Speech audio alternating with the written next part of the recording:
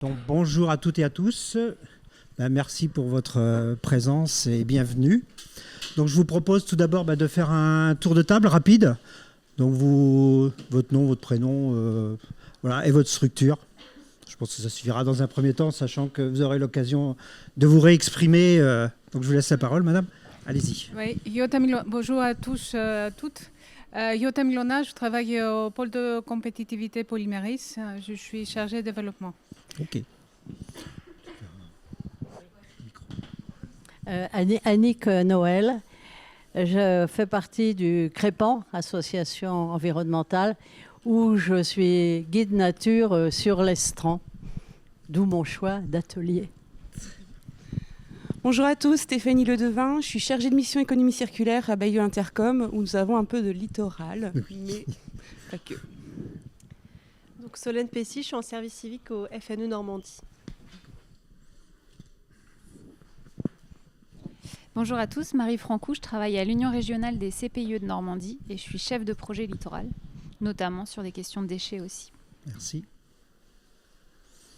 Bonjour tout le monde, Guillaume Le Bouteiller, directeur général adjoint de Société Naturplast, spécialisé dans les bioplastiques, notamment les plastiques biodégradables. Donc ça va avec la thématique de l'atelier. Merci. Bonjour, Maureen Mélier, chargée de prévention et tri des déchets à la communauté de communes Cœur-Côte-Fleury, donc Deauville-Trouville. Bonjour, Antoine Simon, étudiant en 3e année à l'UT de Caen-Normandie. Merci. Bonjour, Danville Paloma, pareil, étudiante en génie biologie. Donc bonjour, Lemonie Laetitia, et pareil que mes deux camarades, étudiantes en 3e année de génie biologique. Bonjour, Pascal Lise, alors la même chose que mes 3 camarades. Bonjour, Cédric Fisson, alors je suis plus crédible en étudiant, mince.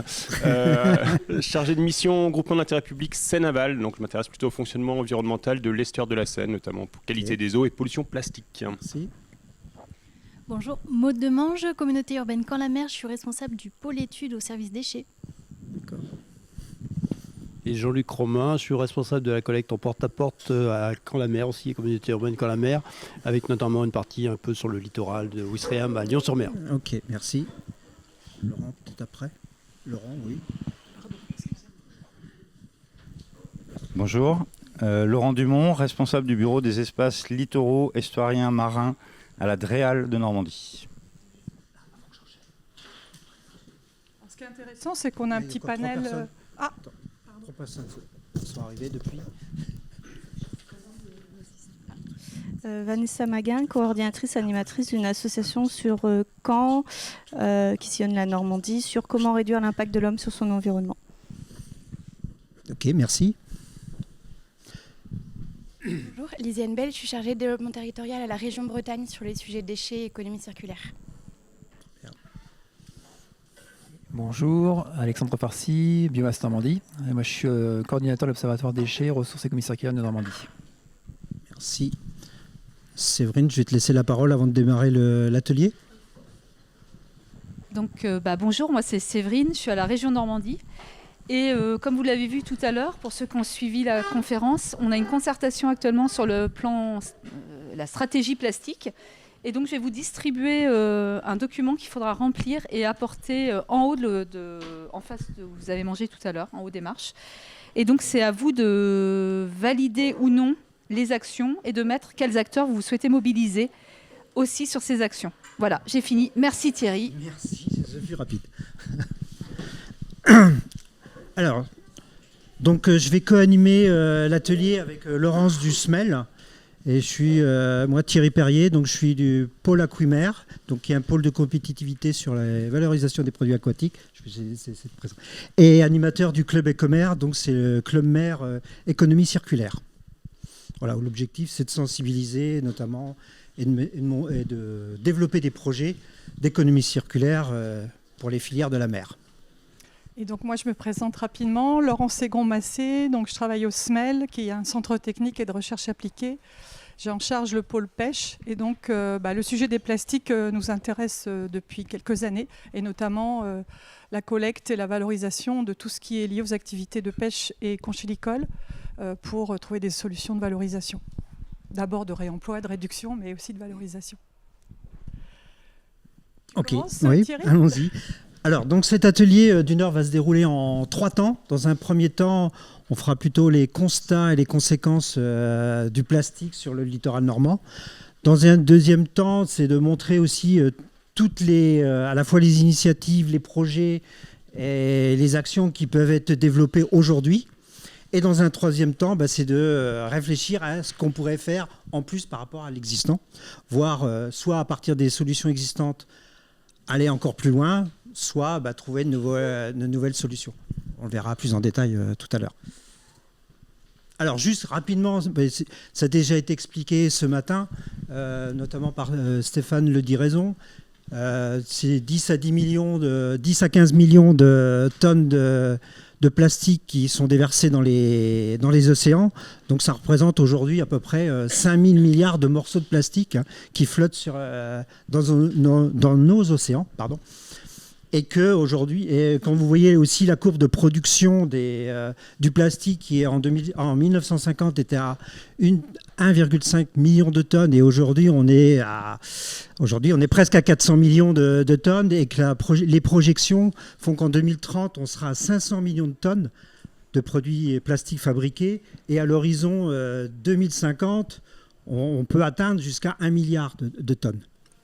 Vous voyez, et de ces plastiques, il y en a qui, inévitablement, atterrissent sur nos plages, alors qui peuvent, de façon volontaire ou involontaire. Et aujourd'hui, ça représente 80% des déchets sur les plages. Donc, qui sont de différents polymères, les polyamides. Donc, il y a des spécialistes ici, polyamides, polypropylène, etc. Et qui contiennent également des résines, des durcisseurs, ce qui fait qu'aujourd'hui, c'est compliqué de recycler. On considère aujourd'hui qu'on ne recycle que 20% des déchets plastiques et que la plupart d'entre eux partent en enfouissement ou sont incinérés et qu'il y a quand même une petite partie, 10%, qui est perdue par l'effet du vent, de la mer, etc. Voilà, une petite rapide introduction. On a déjà eu des éléments ce matin, donc ce n'est pas l'objectif. Alors. Oui, donc en fait, l'atelier va fonctionner de cette manière. On va vous distribuer des petits post-it et puis des crayons. Et très rapidement, je pense pour que la question 1, comme l'a dit Thierry, on en a quand même pas mal parlé ce matin, c'est de faire, traduire ça en constat. Aujourd'hui, comment vous, sur nos littoraux, vous voyez cette présence du plastique, quels en sont les constats et puis les conséquences qui sont intimement liées à ces constats. Donc, on va vous laisser réfléchir, je dirais, pendant 5 minutes à peu près sur tout ce qui vous passe par la tête là-dessus, sur cette première question. Premières idées. Pour les constats, je me suis surtout fié à mes yeux. Donc en fait, moi, ce que je vois parfois, c'est des accumulations. Alors accumulation dans les laisses de mer quand on est sur les plages, accumulation dans certains méandres fluviaux quand on est au hasard sur la Seine, puisque Cédric est là. Mais dans les autres fleuves, ça marche pareil. Et puis accumulation à travers les décharges littorales qui sont un peu ces enfouissements, les trous, comme on disait à une époque, où on mettait un peu tous les déchets, puis maintenant ça ressort et ça se voit. C'est ça. Conséquences dans la foulée ? Oui. Alors les conséquences, toujours sur le visuel, en fait, il y a quand même une image de saleté qui ressort de ça et qui n'est pas terrible pour le tourisme, clairement. Et puis là, c'est un angle plus professionnel. Pour prendre un exemple d'impact sur la faune, j'ai plutôt ciblé l'ingestion des plastiques flottants par les fulmars boréaux. Enfin, le fulmar boréal, qui est un oiseau qui s'alimente en surface. Et comme le plastique flotte, il bouffe plus de plastique qu'autre chose. Et à la fin, il bouffe plus parce que l'estomac est plein.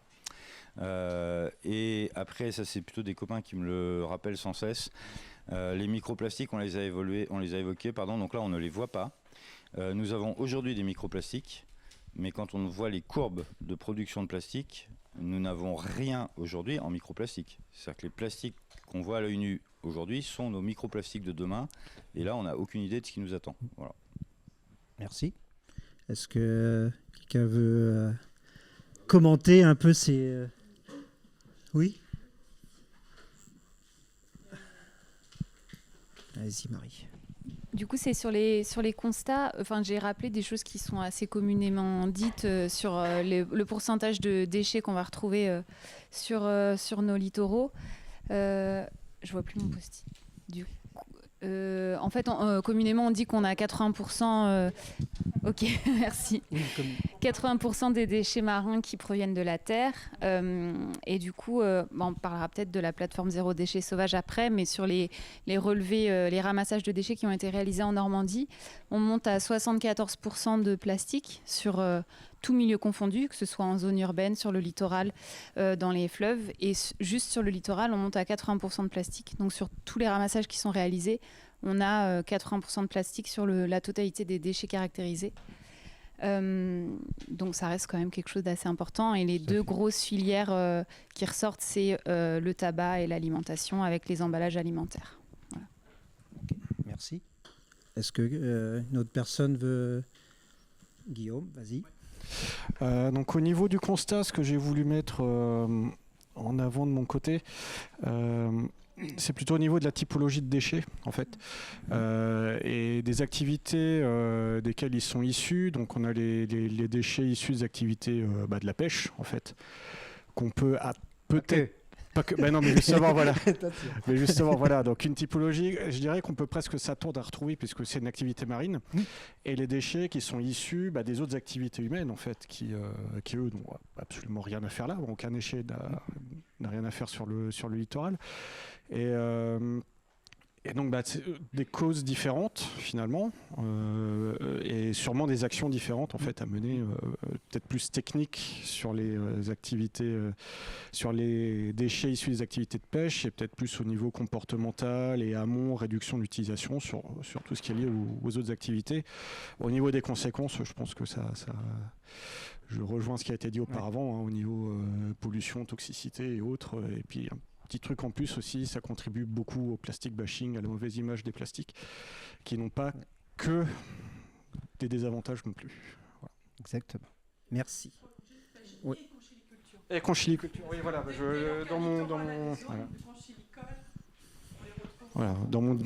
Dans ce que je disais, j'ai amalgamé les deux. Il n'y avait pas que... c'est les professionnels de la mer. Voilà.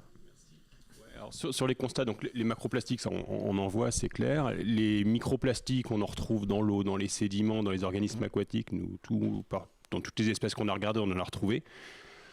Juste pour un chiffre, aujourd'hui en Seine, c'est à peu près une demi-tonne par jour qui est déversée en plastique dans la baie de Seine via l'estuaire. Donc c'est quand même loin d'être neutre.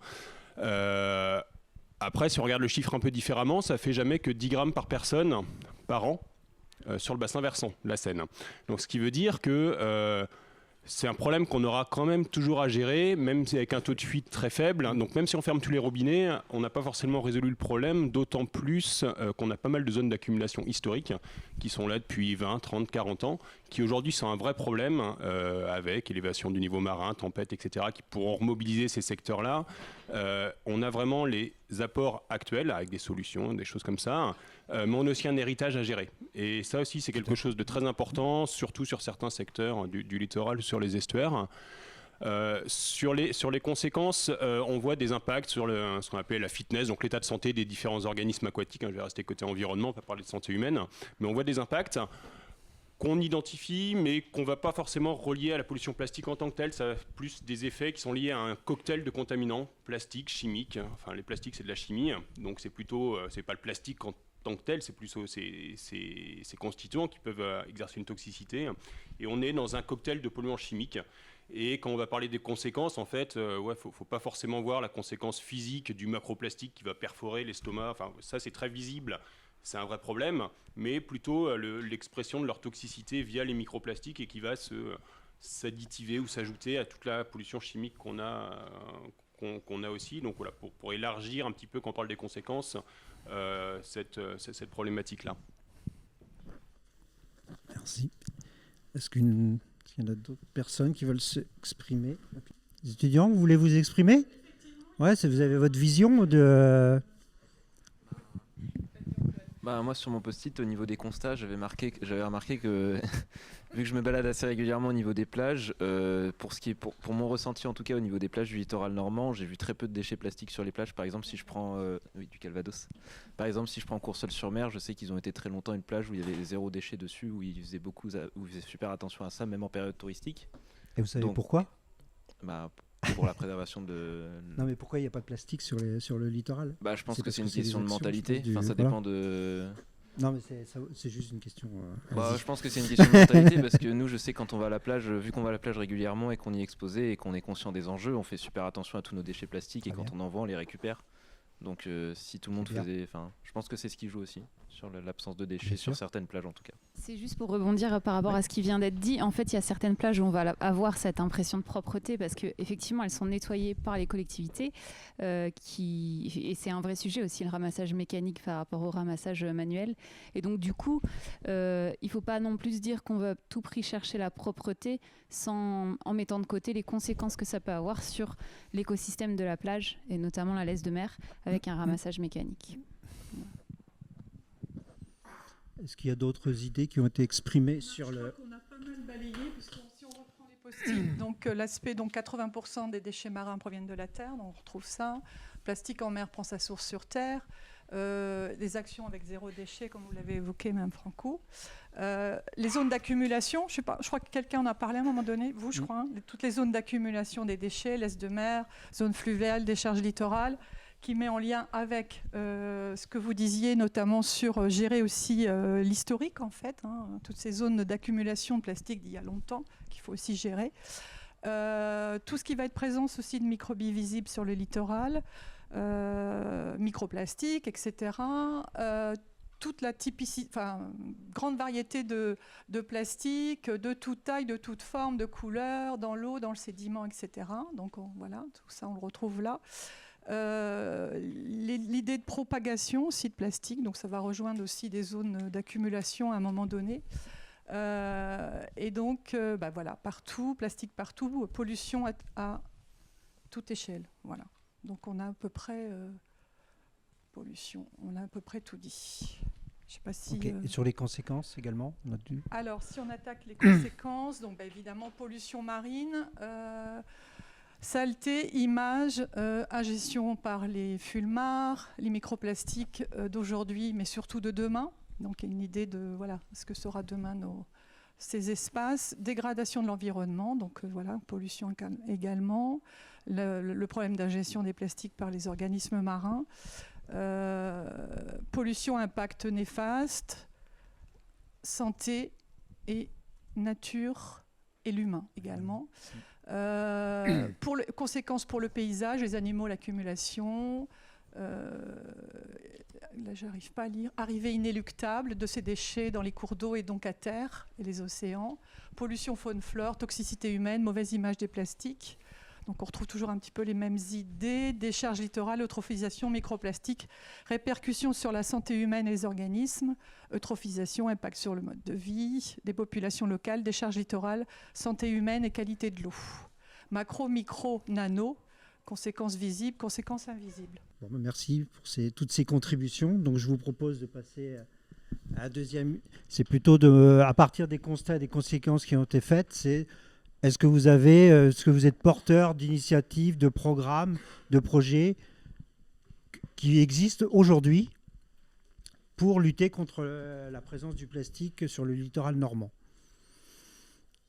Alors ça peut être, soit vous en êtes porteur, soit vous en avez la connaissance également. Hein. Ça peut être aussi... Alexandre, je te laisse la parole. Le titre que j'ai mis, c'est par rapport à l'association Les Boueurs Verts, qui est une association en fait, qui milite pour réduire les quantités de déchets qui sont rejetés dans l'environnement. Et du coup, ça passe à travers d'opérations de ramassage de déchets en kayak ou en vélo. Ça passe à travers de la formation auprès des scolaires.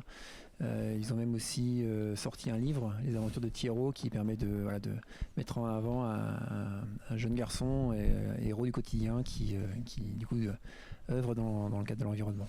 Et ça, c'est sur quel littoral? C'est sur tout le littoral normand ou... C'est une association cannaise en fait qui fait ça. Donc c'est plutôt le littoral calvadosien? Les opérations de ramassage de déchets, typiquement en kayak, c'est sur l'Orne. Donc Ok. du coup, c'est Sur l'Orne, pardon. Oui. Ok, merci beaucoup. J'ai 2-3 choses à dire sur le sujet quand même, parce qu'on a été amené à travailler sur pas mal de projets chez Naturplast sur ce sujet-là. Notamment un projet qui s'est terminé l'année dernière. Le SMEL était partenaire, donc on a travaillé avec Laurence là-dessus. C'était qui avait pour but de développer des engins de pêche biodégradables. Notamment des filets de pêche et des filets pour la... Tu peux citer le projet ? Le projet Indigo. Indigo. Voilà. Et des filets pour les moules de bouchot également. Et notamment pour les moules de bouchot. Alors Laurence en parlerait mieux que moi, je pense. Mais... en gros, il y a beaucoup de plastique perdu dans ces activités-là. Si vous voyez ce que c'est, c'est les grands poteaux sur lesquels on fait croître les moules, on cultive les moules. Et il y a beaucoup de plastique utilisé pour faire en sorte que les moules tiennent sur le poteau. En fait, au début de la croissance, forcément, avec les marées, avec les UV, le vent, ainsi de suite, il y a pas mal de pertes de plastique. La fonctionnalité du plastique est pas non plus sur des durées extrêmement longues, ce qui permet d'aller utiliser des plastiques biodégradables qui derrière vont se biodégrader dans l'eau. Donc on n'aura a priori pas de pollution pour la faune, la flore, l'humain sur ces activités-là. Donc c'était un projet hyper intéressant et voilà, donc il y aura des suites sur ce projet-là. On a pu travailler également sur des projets de recyclage d'engins de pêche, donc travailler sur la collecte et le recyclage des engins de pêche plastiques, du coup, dans le but d'aller les réutiliser. Là, c'est compliqué parce que la collecte est très hétérogène, la collecte est souvent très souillée. Voilà, donc, et dans le plastique, on n'aime pas ce qui est sale et pollué. Donc c'est un peu problématique. Mais il y a des choses qui se font. Voilà. Dernièrement, c'est un peu plus vaste comme sujet, c'est travailler sur des polymères en tant que de développement de nouveaux polymères biodégradables, alors qu'on peut utiliser dans les engins de pêche, mais pas que, puisqu'il y a certains produits dont on sait qu'ils vont se retrouver malheureusement dans l'eau. Je crois qu'il y a la Commission européenne qui avait sorti une liste des 20 objets en plastique qui étaient les plus retrouvés sur les plages à l'époque. Et on avait pu travailler sur un d'eux, c'était notamment les cotons-tiges, donc les bâtonnets. Donc les bâtonnets qui étaient en plastique à l'époque, maintenant ils sont en papier. Que certains peuvent jeter dans les toilettes par exemple. Donc ça se retrouvait dans l'eau, directement dans la mer. Et le but c'était d'aller travailler à des nouveaux polymères pour faire en sorte que ces bâtonnets-là se retrouvent finalement biodégradés très rapidement avant qu'ils deviennent nocifs pour la faune et la flore. Voilà. Donc quelques exemples, il y a plein d'autres choses qui peuvent être faites. Mais... Donc ça, c'est un exemple concret de ce qui a déjà pu être fait en fait, sur le territoire normand. Autre... Oui, pardon, excusez-moi. Je vous avais pas vu. Plusieurs projets scientifiques là, qui sont faits dans le cadre de Seine-Aval.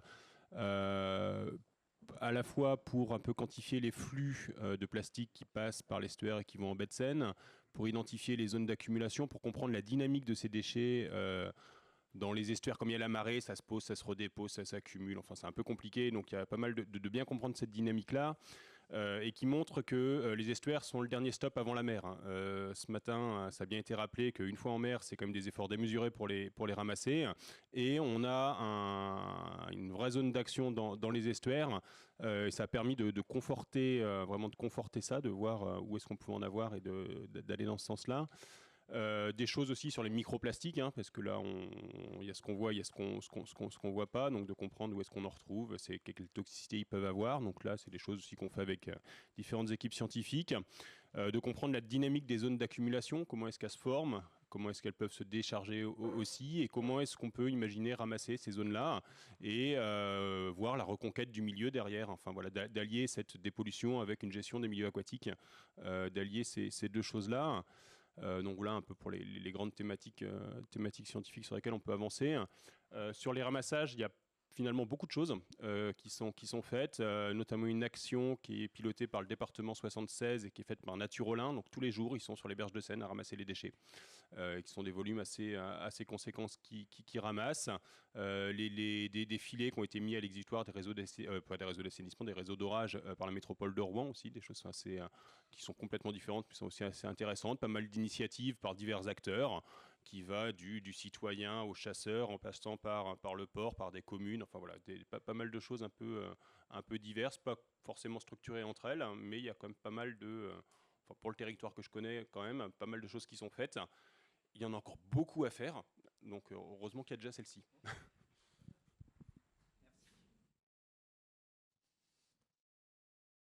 Merci. Alors, je vais revenir moi sur des actions concrètes, pragmatiques, à l'échelle d'une ville ou d'une intercommunalité.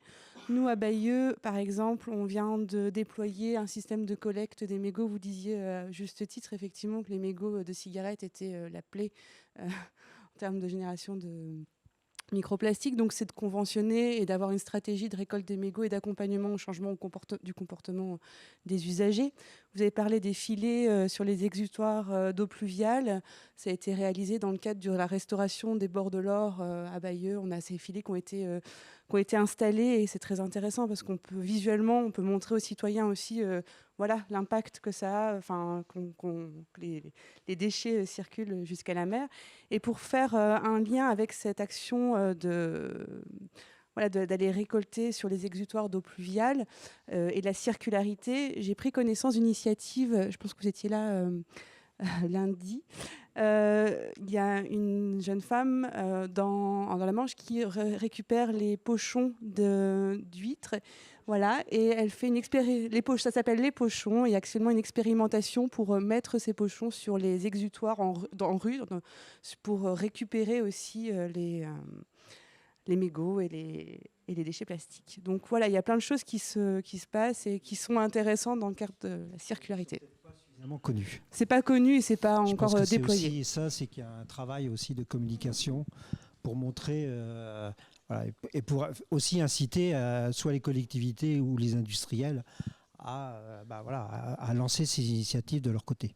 Je dirais qu'il fait du lien aussi parce que le pochon de l'ostréiculture est utilisé pour arrêter d'autres déchets. Donc il y a une espèce de continuum et puis de participation de chaque acteur de la filière. Ouais, merci. Alors, déjà, je m'excuse par avance parce que je ne peux pas citer tout le monde. Hein, j'en ai choisi quelques-uns. Les pochons, c'est juste aussi pour rebondir. Enfin, les pochons, ce sont, alors on dit upcycling, un truc comme ça dans mon mauvais franglais. Les pochons, vous pouvez acheter le cartable, vous pouvez acheter le sac à main, vous pouvez acheter, tout ça c'est en vente sur Internet et dans quelques lieux de vente du Cotentin. Voilà, super idée. S'il y en a d'autres, ce sera formidable. Dans les choses alors un peu typiques ou voilà, qui méritent peut-être d'être soulignées, la préfecture maritime de Cherbourg, et ça commence à être un peu connu, organise depuis 4 ans maintenant une opération qui s'appelle Rade propre de Cherbourg, dont l'idée et la plus-value, c'est vraiment de dire on mobilise toute la place portuaire. On essaye et progressivement ça prend. C'est-à-dire que tous ceux qui ont des moyens nautiques sur la place portuaire, que ce soit des professionnels, que ce soit le gestionnaire portuaire, que ce soit les moyens de la marine évidemment à Cherbourg, etc. Tout le monde essaye de se mettre une journée ou une demi-journée en commun. Et tout le monde, avec les plongeurs, etc., on va chercher les déchets au fond de la rade, au fond du port. Et évidemment, on lie ça à l'action de la collectivité derrière. C'est-à-dire, c'est l'occasion de rappeler les filières qui sont en place, les consignes de tri, les consignes, etc. Et on cherche à toucher évidemment du public, puisque les places portuaires, en général, c'est là où il y a aussi des bassins de vie et de population importants à sensibiliser. Donc voilà pour Rade propre Cherbourg. Et un dernier sujet normand qui m'est venu un peu tard, mais qui est parfaitement normand, et là-dessus je veux insister. Alors sur une idée normande plutôt du SMEL, sur les déchets, par exemple, filets plastiques, filets de pêche. La difficulté, c'est de décortiquer, c'est de retrouver les bons matériaux pour pouvoir recycler. Et en gros, on est obligé de passer à la main. Et donc, techniquement, ça se fait à la main. Et ça, le SMEL... voilà. Après, la question, c'est est-ce qu'on peut changer d'échelle? Alors, on ne peut pas complètement changer d'échelle pour arriver à l'étage industriel. Mais un gouvernement normand, qui est celui de Jersey, a mis en place un système où, en fait, ils ont du travail en prison. Alors après, on pense qu'on veut du travail en prison, mais c'est quand même mieux quand on propose du travail aux prisonniers. Et du coup, le coût de main-d'œuvre, quelque part, voilà, ça disparaît un peu. Et donc, en fait, ce sont les prisonniers qui trouvent un atelier de travail sur Jersey, petite île où il n'y a pas forcément beaucoup, etc. Et en l'occurrence, c'est du recyclage manuel de matériel abandonné, retrouvé, quoi. Voilà. Du coup, c'était sur la partie ramassage de déchets. En fait, l'URCPIE est copilote d'une plateforme qui s'appelle Zéro déchet sauvage pour la Normandie et qui a pour but de constituer un réseau de toutes les structures qui organisent des collectes de déchets sur le littoral, mais pas que. Pour l'instant, on a surtout des structures littorales. Et l'idée, c'est d'aller au-delà du ramassage, c'est de se dire qu'on a de la donnée et qu'à partir de cette donnée, on peut établir un diagnostic de la pollution du territoire et mettre en place des actions concrètes et ciblées. Et c'est pour ça que je disais tout à l'heure que sur les ramassages qui ont été organisés et qui sont bancarisés sur la plateforme, on a identifié 74% de déchets issus du plastique. Et du coup, ça c'est super intéressant et important parce qu'on parlait ce matin des REP, et donc en fait et des éco-organismes, et quand on a cette donnée là, on peut aussi aller taper à la porte des éco-organismes et leur dire ben voilà, nous sur notre territoire on a une majorité de pollution liée au tabac, et donc on va voir Alcom et on leur dit ben voilà, peut-être qu'on pourrait avoir un financement pour mettre en place des actions concrètes comme celles que vous avez citées. Et donc Zéro déchet sauvage a vocation à bancariser toutes les collecte de déchets, enfin que chaque collectif citoyen, mais pas que, parce que c'est ouvert aux établissements scolaires, c'est ouvert à toutes les structures qui organisent des collectes pour qu'elles puissent faire remonter leurs données sur les ramassages organisés avec des protocoles standardisés. Et du coup, pour les collectivités, il y a un projet d'avoir un tableau de bord collectivité pour que vous puissiez avoir accès aux données sur votre territoire et mettre en place des actions concrètes. Merci. Je vais compléter un tout petit peu. Il y a aussi du coup, alors on a déjà dit pas mal de choses. Donc notre asso a fait aussi quelques ramassages de déchets. On a commencé par là il y a 4 ans. Après, maintenant, on est sur d'autres vastes sujets. Parce que du coup on fait pas que ça, mais en effet je pense aussi à l'application Trashpotter qui peut être une belle application intéressante autant pour les collectivités que toute personne qui veut juste signaler un lieu de déchets ou ramasser, ou donc voilà, si on ne connaissait pas, c'est une belle aussi Trashpotter, une application qui va permettre de spotter ou de ramasser, entre guillemets. Voilà. Donc, soit on voit un gros tas de déchets, on n'a pas le temps de le ramasser, mais par contre, et puis on n'a pas le temps, ou je sais pas, on est en talon aiguille avec le vernis à ongles tout fait, j'en sais rien, là je parle pour moi, admettons, ça se voit.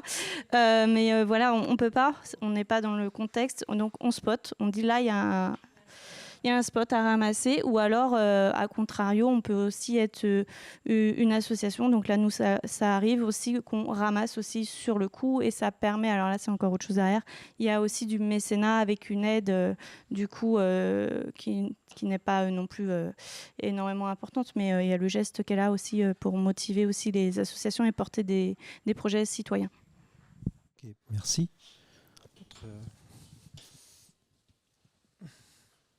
Vous vouliez rebondir ?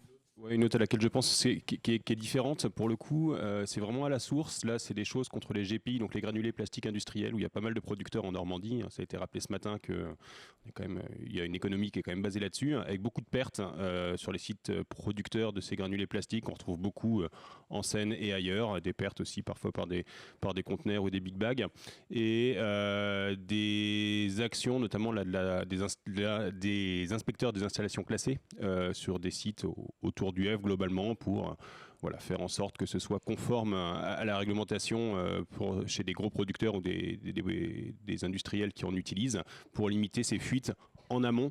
C'est là, du coup, on parlait beaucoup de déchets, mais il y a aussi tout ce qui est à la source, qui est une initiative un peu différente. On a parlé tout à l'heure des plages propres. Il disait tout à l'heure qu'il se promenait et trouvait les plages toujours propres. Nous, on a été interpellés, c'était avant Covid, par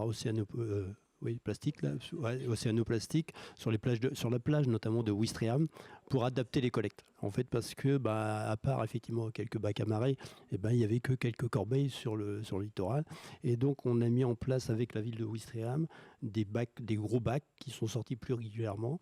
Ça facilite le travail de nos collègues des espaces publics, et puis on a constaté une réelle amélioration, c'est-à-dire qu'il y a beaucoup moins de déchets sur la plage en fait, parce qu'on a plus de volume offert aux usagers. Et puis cette action-là, on l'a étendue aussi sur Colleville à côté, et puis il nous reste à aller un petit peu sur Lyon-sur-Mer et Hermonville-sur-Mer, mais ça marche plutôt bien. Sur les post-it, il y a un très très gros pavé sur la collecte, les bacs à marée, le ramassage, le zéro déchet, on en a parlé aussi. Voilà, la caractérisation des plastiques, donc des projets qui vont parler aussi de bioplastique, recyclage des engins de pêche, le captage, les filets donc, pour capter tout ce qui est plastique de exutoire au pluvial. Voilà, non, tout a été dit, hein, voilà. Rade propre, voilà, etc. On voit qu'il y a beaucoup d'initiatives sur le territoire pour faciliter cette lutte. On a surtout parlé de collecte, en fait, hein, de ramassage, d'enlever des déchets. Donc, ces déchets, qu'est-ce qu'ils deviennent après? Et donc, voilà, je te laisse présenter la question 3. C'est déjà un panorama. Donc, aujourd'hui, par rapport à l'existant ou ce qui n'existe pas, qu'est-ce qui pourrait être mis en place? Et quels sont les défis, les opportunités? Et peut-être il y a aussi des freins. Oui, voilà, c'est ce hein, que j'allais dire. il y a peut-être des freins. Voilà, des freins, des opportunités. Donc voilà. Qui veut commencer à s'exprimer? Très bien. Moi, sur cette question-là, j'aimerais bien donner mon avis en tant qu'étudiant. Je trouve que la solution la plus importante et peut-être la plus simple en fait, à mettre en place, ce serait de la sensibilisation et de la prévention. En fait, je me suis rendu compte qu'aujourd'hui, on est 200 à écouter des choses extrêmement intéressantes et extrêmement importantes pour l'avenir de toute la planète, en fait. Et si je prends juste l'échelle de Caen et de son agglomération, on est 250 000 et aujourd'hui, on n'est que 200 à écouter des choses qui concernent tout le monde, en fait. Par exemple, moi, je sais que dans mon groupe d'amis, je suis le seul à être en formation qui touche à l'environnement. Donc, en fait, sur un groupe de 15 personnes, je suis le seul à être ici, à être conscient de ce qui se passe. Et donc, mes amis, si je leur en parlais là, comme ça, de ce que j'ai fait aujourd'hui, ils ne se sentiraient pas concernés. Donc, je pense que, par exemple, je ne sais pas si des gens se baladent dans la ville de Caen, mais sur les plaques d'égout et sur certaines plaques d'égout du centre-ville de Caen, il y a une petite peinture qui a été mise en place. La mer commence ici. Ça, c'est une innovation du conseil de quartier de Caen. Et je trouve qu'à petite échelle, c'est ce qu'il faut faire. Et il faudrait le faire à beaucoup plus grande échelle, en fait, et de façon beaucoup plus active. Sensibiliser dès l'école. C'est bien de le faire au niveau d'un quartier, mais on devrait, dans les politiques publiques, on devrait l'intégrer davantage. Oui, et peut-être sensibiliser dès l'école, hein, par exemple. En solution, déjà, c'est d'en utiliser moins et mieux, c'est ce qui a été dit ce matin. Hein. Ça reste comme ça reste qu'on peut tourner le truc dans tous les sens, on peut faire tous les bioplastiques qu'on veut, tous les ramassages qu'on veut. On pourrait déjà faire en sorte qu'il y en ait moins dans le milieu, sachant qu'on en utilise, c'est pareil, quand on regarde les taux de fuite, on peut faire tout ce qu'on veut, il y en a toujours, vu les activités qu'on a, le nombre de personnes qu'on est sur les bassins versants. Il y aura toujours un résiduel, donc il y aura forcément un résiduel à gérer. Donc si on veut qu'il soit le plus petit possible, et finalement toutes les actions qu'on a décrites dans la question 2, c'est moins en utiliser, mieux les utiliser. Ça reste, pour moi, ça reste ça la solution. Après, tout le reste, c'est soit du transitoire entre guillemets, soit de l'adaptation, mais c'est pas, la solution au problème, c'est de plus en mettre et puis de ramasser ce qu'il y a. Et faire du zéro plastique, je pense que c'est un peu utopique d'y croire. Maintenant, il faut trouver, en attendant d'y tendre, il faut trouver des solutions et pas. Oui. Après, il faut pas renverser le truc non plus. Il y a 40 ans, on aurait dit les usages qu'on a du plastique aujourd'hui, on aurait dit que c'est utopique ce qu'on fait aujourd'hui. Donc, faut pas non plus renverser. À mon sens, on fait n'importe quoi. Faut en être conscient. Il faut pas dire je pense qu'on c'est comme la grenouille dans son bocal. Au fur et à mesure, on se rend plus compte de certaines choses qu'on fait ou de certains usages qu'on a. Et je pense que c'est ça qu'il faut replacer au centre du débat. Après, on en utilisera toujours un peu. C'est pas la question. Mais je pense qu'il faut recentrer le débat sur l'usage qu'on a d'une matière à mettre en regard des problématiques qu'elle pose derrière, environnementales, sanitaires ou tout ce qu'on questionne. Sur l'eau en plastique, là, il y a pas longtemps, je voyais passer qui accepterait de payer 250 € un ticket de métro. C'est ce qu'on fait avec les bouteilles d'eau en plastique. Donc je trouve que pour moi, c'est plutôt recentré sur ces usages-là et ça reste ça la solution centrale, quoi. Moi, j'avais envie d'ouvrir sur les solutions en termes de méthode finalement. De quelle méthode on peut s'emparer. Globalement, le mot-clé, je trouve que c'est réseau et évidemment que l'abondance des initiatives qu'on a vues aux deux nous y invite. Et pour reboucler à ce qu'on disait ce matin, en fait, mon idée, c'est faire réseau mondial d'un côté. Alors réseau mondial, là aussi c'est pas exhaustif, je suis désolé, c'est un petit peu des marottes, donc j'en profite. Opération Milton, ils sont installés dans la banlieue de Rouen, à Maromme. Opération Milton, la maison mère, elle est à Montréal. Je crois que c'est du côté de Montréal. En tout cas, c'est au Québec, ça c'est sûr. Opération Milton, c'est québécois. Voilà, donc on a Opération Milton France maintenant à Maromme. Il faut communiquer des deux côtés de l'Atlantique parce qu'on est bien sur un sujet mondial et que quand j'agis ici, que le copain il agit de l'autre côté et qu'on agit tous, voilà, il y a cette dimension de réseau. Un petit message de sympathie pour le Sénégal. Alors je pense à Bargny notamment parce qu'ils font vraiment beaucoup de mise en visibilité. On est à Caen. Léopold de Saint-Dar-Senghor a fini ses jours en ayant épousé une Normande à Verson. Voilà, quand le Sénégal, normalement, ça se cause. Et la situation au Sénégal de la pollution plastique, c'est autre chose que chez nous. Voilà, exactement. Faire réseau mondial, 2 exemples. Faire réseau local. Et faire réseau local, c'est aussi faire réseau locaux, parce que quand on voit le nombre d'initiatives diverses, je leur dirai en conclusion, donc je ne vais pas aller très loin, mais là, on a tous des choses à partager, on a des points communs, on a des motivations communes, et on n'est que 20 dans cette salle, c'est-à-dire qu'il y a plein de gens à l'extérieur qui ont les mêmes motivations, il suffit d'aller les chercher et de se grouper. Oui, peut-être rappeler aussi qu'on a un observatoire régional, donc déchets, économie circulaire. Ça pourrait être aussi le lieu, aussi on pourrait trouver ces retours d'expérience, se porter à connaissance. Parce que justement, j'allais y venir avant que Laurent me vole mon idée. Il y a vraiment, on voit bien, on a tous un bout de la connaissance. Mais finalement, c'est où on trouve toute cette connaissance. Et pour moi, c'est le rôle de l'observatoire aujourd'hui, de porter à connaissance. On est en train de développer justement un nouveau volet d'observation qui porte sur les ressources et l'économie circulaire. Et effectivement, ça pourrait être dans ce cadre-là en fait, qu'on pourrait développer de nouvelles choses et recenser effectivement dans certains volets et développer de nouveaux volets. Donc oui, complètement. Ouais. Surtout qu'à terme, on aura un site, on est en train de créer un site dédié à l'observatoire et qui est orienté plutôt data visualisation aujourd'hui sur la mise en avant d'indicateurs qu'on va suivre dans le temps, mais ça pourrait être aussi, sur certains volets, recenser des initiatives, ouais. Complètement. Ouais. Et les cartographier, on pourrait imaginer plein de choses. Ouais. Je vais laisser la parole à Laurent. Merci à tous de votre participation aux ANEC et à cet atelier qui était quand même le meilleur des 3. Voilà, vous n'avez rien raté. Ou des 4. Peut-être la première chose, c'est repenser à ce que Stéphane Le Dit Raison a dit ce matin. Puisque si ça avait été au mois de juin, il aurait été dans l'atelier, mais là il nous a fait faux bon, et donc je me débrouille tout seul pour la conclusion. Donc je vais parler pour lui. Non, il a très bien conclu ce matin en disant, et j'ai bien aimé cette approche, être conscient des sujets, des problèmes, parce qu'ils sont juste gravissimes, et si on n'est pas conscient, on n'agira pas. Et en même temps, on ne va pas se morfondre en disant qu'on est face à des choses qu'on ne saura jamais résoudre et se suicider tout de suite. Donc, on est conscient des problèmes, mais on choisit, c'est ce qu'il a choisi, et je crois qu'il nous invite tous à choisir comme lui. L'optimisme, oui, on peut faire des choses à notre échelle, et allons-y, et puis on se bouge, et puis petit à petit, ça fait des trucs formidables. Sur l'atelier en lui-même, sur les constats, je passe. Sur les conséquences, alors évidemment, on a reparlé de pollution marine telle qu'on les connaît tous plus ou moins bien, mais on a tous une idée. Ok, normal. Il y a 2 choses qui m'ont frappé. Que j'ai relevé. Il y a cette notion d'image. Alors moi, le premier, je me suis dit, ouais, quand même pour l'image touristique, à un moment, il faut qu'on en parle. Les plages déchets, c'est quand même pas gégène. Et j'ai été super intéressé par le rebond en disant, mais c'est aussi un problème d'image pour des professionnels. Et j'ai noté 2 professionnels, 2 types. Il y a des utilisateurs de plastique, du genre, oui, tu utilises du plastique, tu le jettes partout, et résultat, tu as une image de sale, il faut le dire. Et puis il y a la filière plasturgie et plastique elle-même, où finalement ça finit par peser en retour en disant non mais votre truc c'est vraiment, et ça alimente le plastique bashing, c'est-à-dire qu'on oublie le côté matériel ou matériaux formidable avec des capacités intéressantes parce qu'on ne voit plus que le déchet qu'on a sous les yeux. Donc en fait finalement il y a une possibilité de coalition autour de ça en se disant mais ce problème de déchets, au moins ceux qui sont visibles, c'est clair qu'on a tous intérêt à ce qu'il y en ait moins parce que ça ne rend service à personne.